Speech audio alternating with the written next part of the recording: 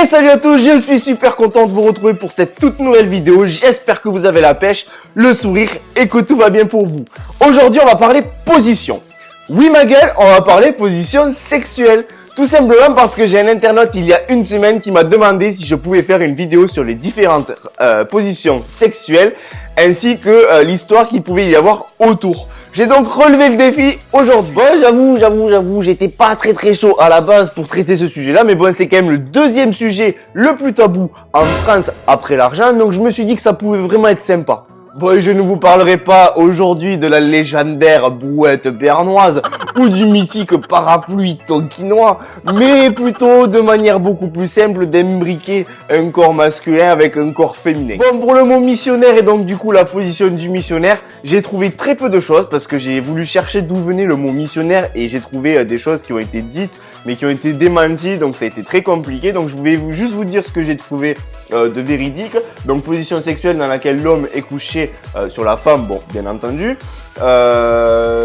Selon Léondi, la posture considérée comme la plus propice à la procréation par Rome et les églises protestantes fut pratiquée avec scrupule par les pieux évangélistes qui étaient envoyés jadis en colonie. Voilà tout ce qu'on peut trouver en fait de concret sur la position du missionnaire. Ah oui, donc du coup en fait j'ai trouvé autre chose pour le missionnaire, donc autant pour moi, à part l'humain, tous les animaux de la classe des mammifères font l'amour en fait par derrière, sauf un, le chimpanzé bonobo qui pratique en fait le missionnaire. Cela dit, il n'en fait pas forcément une règle, hein, c'est juste comme ça de temps en temps.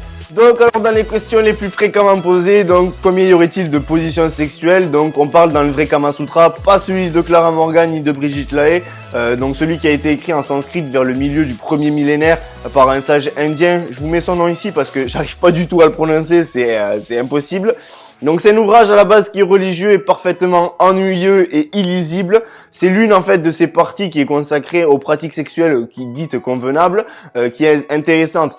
Donc moi j'ai trouvé qu'il y aurait 64 positions. Par contre quand ils disent pratiques sexuelles convenables, je suis pas forcément d'accord parce que il y a certaines positions quand même c'est compliqué. Alors pour la levrette, donc la levrette est la femelle du lévrier et non du lièvre. Attention, la levrette tient donc son nom d'un animal qui a la particularité d'être longiligne et à la musculature puissante. Les pattes sont plus courtes à l'avant et plus longues à l'arrière, en fait, ce qui fait remonter ses fesses. Cette position possède bien sûr une connotation un peu bestiale et n'en demeure pas moins quand même l'une des positions les plus préférées des Français. Variante bien connue et fortement pratiquée de la levrette, aussi appelée cuillère. Elle consiste à faire l'amour par derrière avec les deux partenaires couchés sur le flanc, donc comme deux cuillers dans un tiroir ou deux cuillères sur le côté.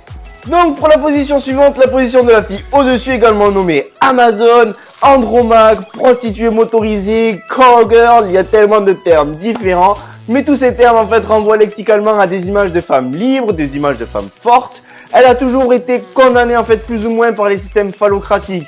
La Rome antique en fait l'interdisait entre époux, mais c'était cool quand même de le faire avec des esclaves ou des courtisanes.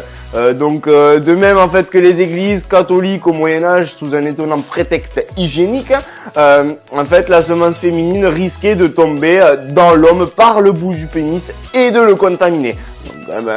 Donc alors du coup pour le sondage en fait des positions favorites des Françaises, selon un sondage, 37% des Françaises déclarent préférer faire l'amour en levrette à toute autre position sexuelle. Suivent les fans en fait du missionnaire avec 23%.